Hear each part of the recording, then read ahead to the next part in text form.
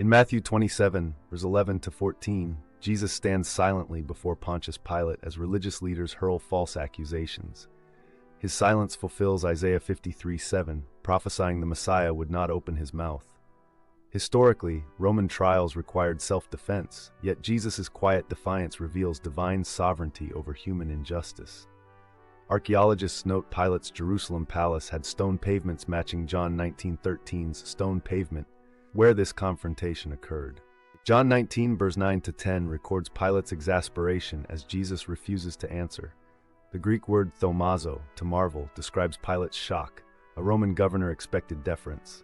Historian Philo confirms Pilate's volatile temper, making Jesus' restraint extraordinary. Theologically, this mirrors Proverbs 21:1. A king's heart is like streams of water in the Lord's hand. Earthly power bows to heavenly purpose. Mark 15 verse 6 to 15 details the Passover custom of prisoner release. Barabbas, Aramaic for son of the Father, was an insurrectionist, ironically contrasting Jesus, the true son of the Father. Josephus records first-century Jewish riots, explaining Pilate's fear of unrest. The crowd's choice reflects humanity's tendency to reject divine grace.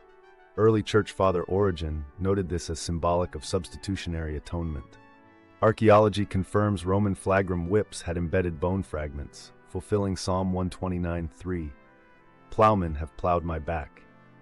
Medical studies suggest Jesus likely entered hypovolemic shock from blood loss.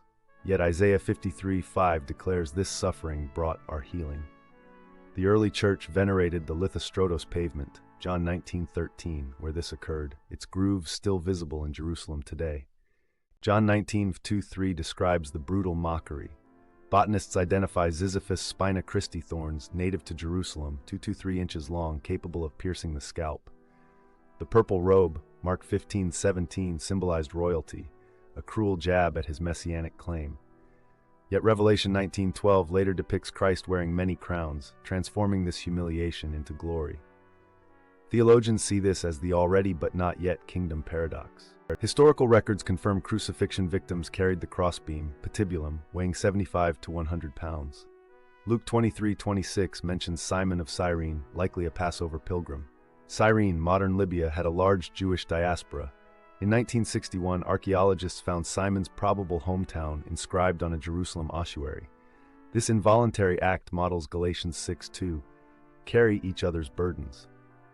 In 1968, archaeologist Vasilios Tsaferis discovered a crucified man's heel bone pierced by a 7-inch iron nail, confirming Roman methods. Psalm 22:16 prophetically describes pierced hands and feet. Jesus' silence during nailing fulfills his teaching in Matthew 5:39 about non-retaliation. Medical experts note the median nerve damage would cause excruciating pain, yet he uttered no curse. Luke 23:35-39 records 3 groups mocking Jesus: religious leaders, soldiers, and even a criminal. The titulus sign, John 19:19, was likely written in black on white plaster, mocking his kingship. Yet early church apologists like Justin Martyr argued this very sign proved his identity.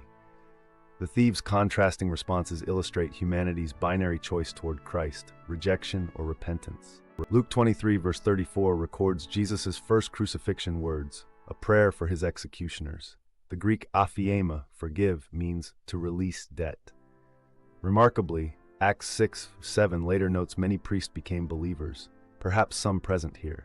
Early church father Stephen echoed this prayer during his stoning, Acts 7:60, demonstrating transformative forgiveness. This embodies 1 Peter 2:23's call to entrust justice to God. Matthew 27:51 notes the temple veil, 60 feet tall and 4 inches thick, ripping top down, symbolizing access to God. Hebrews 10:19-20. Josephus recorded this veil's embroidery depicted the cosmos. The earthquake matches Amos 8:9's prophecy. In 2022, geologists found seismic evidence near Jerusalem circa 33 AD. The centurion's confession, Mark 15:39, marks the first Gentile acknowledgement of Christ's divinity.